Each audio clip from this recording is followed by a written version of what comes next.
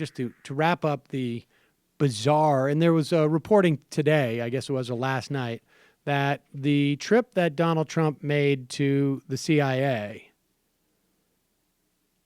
ostensibly to show his solidarity with them, did not exactly endear him to the CIA. Now, I don't think that's what it was about.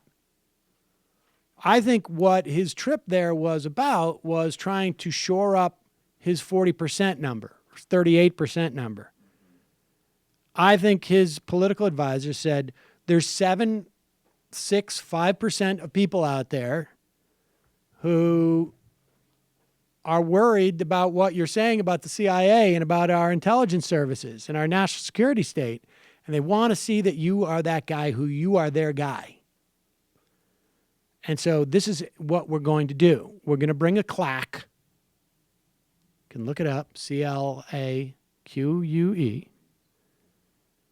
And when we go there, and it's going to appear that the CIA is in favor of you. And in fact, if you don't tell them to sit down, they will not sit down.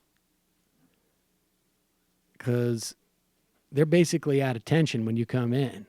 So they're like Melania. It's like a standing O for you. Here is Steve Inskeep on NPR, and managed to allow Mary Louise Kelly, I guess a reporter, to finish her sentence, to finish this story about what was actually going on at the CIA.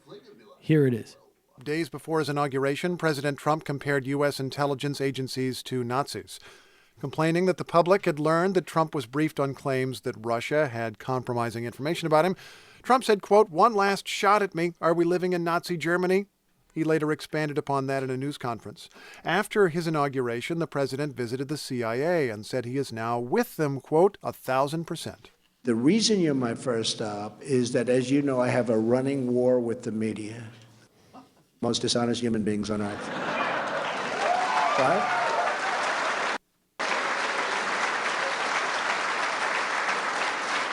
And they sort of made it sound like I want to ask about something we heard on that recording, Mary Louise. We heard people applaud the president for quite some time, and these are CIA officers, they're professionals, but who exactly was in there applauding? There were, we are told, about 400 CIA officers packed into that room. These are people who volunteered to come in on a Saturday on their day off. It is hard to gauge how much of the applause was coming from CIA versus White House aides who traveled out to Langley with the president. So how awkward is it that the new president has taken office, the new administration has come in, and there is still, so far as we know, an investigation of the president's ties to Russia? It is awkward. And the latest twist is the Wall Street Journal reporting this morning that Trump's national security advisor, Mike Flynn, is under counterintelligence investigation because of suspected ties to Russia. The Senate Intelligence Committee is also investigating that very question. So here is the question that another CIA veteran put to me after watching Trump's speech this weekend. This is Steve Hall. He was CIA chief of Russia operations, and he asked, what happens when the CIA collects a stellar piece of intelligence that maybe puts Vladimir Putin in a bad light? Steve Hall said, what happens when the CIA briefs Trump and he wants to know the source? And Hall's quote directly to me was, how can you say, no, we don't trust you with the sourcing of that information? That is a live question today at Langley. Mary Louise, thanks very much. You're welcome. That's NPR's Mary Louise Kelly. Well, that's a little bit nerve-wracking, right? I mean, it's nerve-wracking that may be the case. It's nerve-wracking that people are saying that. Putin was my stablemate. We were in the green room together. I know him. He's a good friend of mine. They weren't even in the green room. I know. We established that. We were friends in a certain sense. We both had the experience of being on that television program. It's like a club. Once you've been in it, everyone else seems different from you. I thought the It was awkward that he was there. Now, here's the strange part.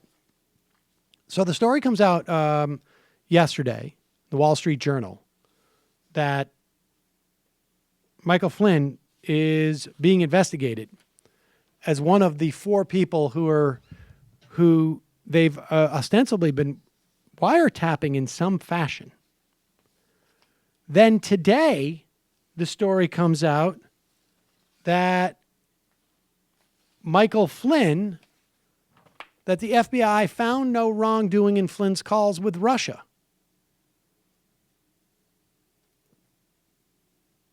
This is according to the Post.